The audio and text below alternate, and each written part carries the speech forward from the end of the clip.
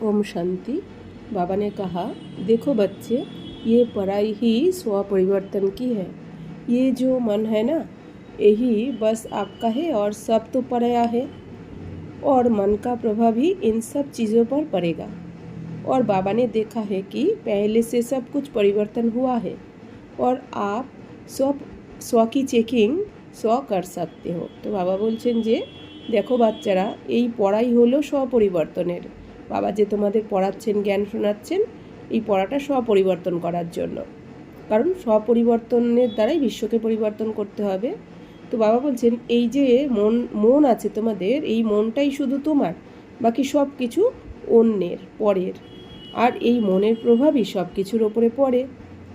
আর বাবা দেখেছেন এখন বাচ্চারা আগের থেকে অনেক পরিবর্তন হয়ে গেছে আর বাচ্চারা নিজেরাই নিজেদের চেকিংও করছে। इस दुनिया में भी कोई भी बड़ी सीट अर्थात कोई भी बड़े पद के लिए बड़ा इम्तिहान पास करना पड़ता है और लास्ट पेपर सबसे डिफ़िकल्ट होता है। परंतु एक इंटेलिजेंट बच्चे के लिए अर्थात जिसने अपना समय अपनी पढ़ाई में लगाया है, वो इजीली फाइनल पेपर में भी पास हो जाता है। তো বাবা বলছেন এই লৌকিক দুনিয়াতেও কি হয়, কোনো বড় পদ প্রাপ্ত করার জন্য কোনো বড় কোনো পরীক্ষাতে তো বসতে হয়, সেই পরীক্ষায় পাশ করতে হয়। আর সেই পরীক্ষারও লাস্ট পেপারটা কিন্তু অনেক কঠিন হয়। কিন্তু বাবা বলছেন যে যে বাচ্চা ইন্টেলিজেন্ট হয়, বুদ্ধিমান হয়, সে বাচ্চা তার সময়টা পড়াতেই লাগায়, অর্থাৎ সে ব্যর্থ সময় না নষ্ট করে পড়াশোনাতে মন লাগায় আর সে ইজিলি फाइनल पेपर पास हो जाए। इसी तरह जो बच्चा अभी बाप की सीमात प्रमाण चल रहा है, वो अवश्य ही बहुत जल्द से जल्द अपने लक्ष्य को प्राप्त करेगा, वो भी बहुत सहज रीति। সেরকমই বাবাও বলছেন যেই বাচ্চারা নিজেদের সময় নষ্ট না করে বাবা শ্রীমত অনুযায়ী চলবে, সে অবশ্যই খুব তাড়াতাড়ি নিজের লক্ষ্যকে প্রাপ্ত করবে আর খুব সহজ রীতিতেই করবে। তার পক্ষে লক্ষ্যে পৌঁছানো কিচ্ছু কঠিন হবে না। बस बच्चे, आप अपनी चेकिंग करते रहो कि आपका मन कितना हल्का और खुश रहता है। जितनी जल्दी आप किसी भी बड़ी से बड़ी बात को बिंदी लगा देते हो और जब आप सदा हल्के और खुश रहते हो, तो आप समझना कि बस आप एक ही कदम तो रह गया है। तो बाबा बोलছেন ব্যাস বাচ্চারা, তোমরা তোমাদের চেকিং করতে থাকো যে তোমাদের মন কতটা হালকা থাকে আর খুশি থাকে। যত তাড়াতাড়ি তোমরা যে কোনো বড় থেকে বড় পরিস্থিতি হোক বা যে কোনো কথাই আসুক না কেন তোমাদের জীবনে, যত তাড়াতাড়ি তোমরা বিন্দি লাগাতে পারবে, অর্থাৎ ড্রামা বিন্দু, যাই কিছু হয়ে যাক না কেন ড্রামা, ব্যাস। কারণ নতুন কিছুই হচ্ছে না, অনেকবার হয়েছে, এর আগেও আমরা ফেস করেছি, এখনও ফেস করছি।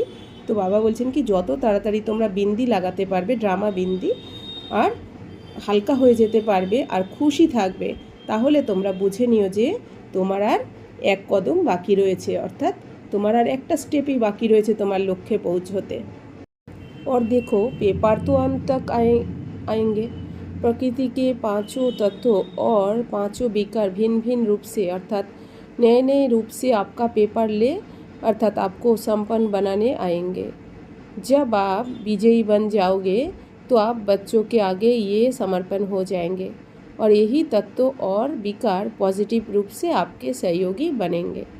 तो बाबा बोलছেন যে দেখো, পেপার তো তোমাদের অন্তিম অবধি আসবে, যতদিন না বিনাশ হচ্ছে পেপার তো আসতেই থাকবে তোমাদের। কারণ এই পেপারগুলো কি আমাদেরই হিসাব কিতাব চুক্ত হচ্ছে, আমাদেরই করে আসা কোনো না কোনো কার্মিক অ্যাকাউন্ট আমাদের সামনে এসে উপস্থিত হচ্ছে পেপারের রূপে।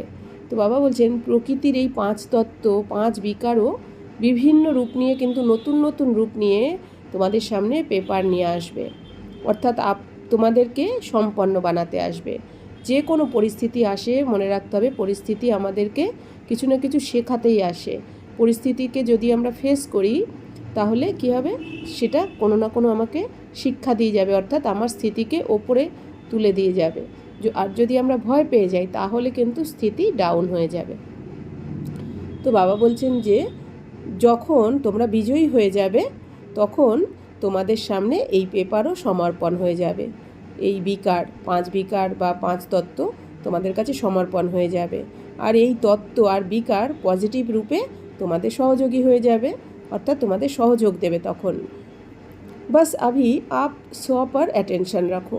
देखो बच्चे, आप कर्म क्षेत्र पर हो तो आप बच्चों को कर्म तो करना ही है, अर्थात कर्म में मन बुद्धि को लगाना ही पड़ता है। परंतु आप चेकिंग रखो कि कहीं भी आपको कोई खिंचावट तो नहीं है। তো বাবা বলছেন যে বেশ বাচ্চারা, তোমরা এখন তোমাদের নিজেদের উপর অ্যাটেনশন রাখো, সবসময় অ্যাটেনশন রেখে কর্ম করতে থাকো। দেখো বাচ্চারা, তোমরা তো কর্মক্ষেত্রে রয়েছো, তো কর্ম তো করতেই হবে। কর্মক্ষেত্রে রয়েছে যেহেতু, অর্থাৎ কর্মতে তোমাদের মন বুদ্ধি লাগাতেই হয় কর্ম করতে করতে। কিন্তু বাবা বলছেন তোমরা চেকিং রাখো যে কর্ম করতে করতে মন বুদ্ধি তো কর্মতে রাখবে, কিন্তু কোনো রকম আকর্ষণ যেন না হয়, অর্থাৎ কর্মের প্রভাব যেন তোমাদের উপর না পড়ে।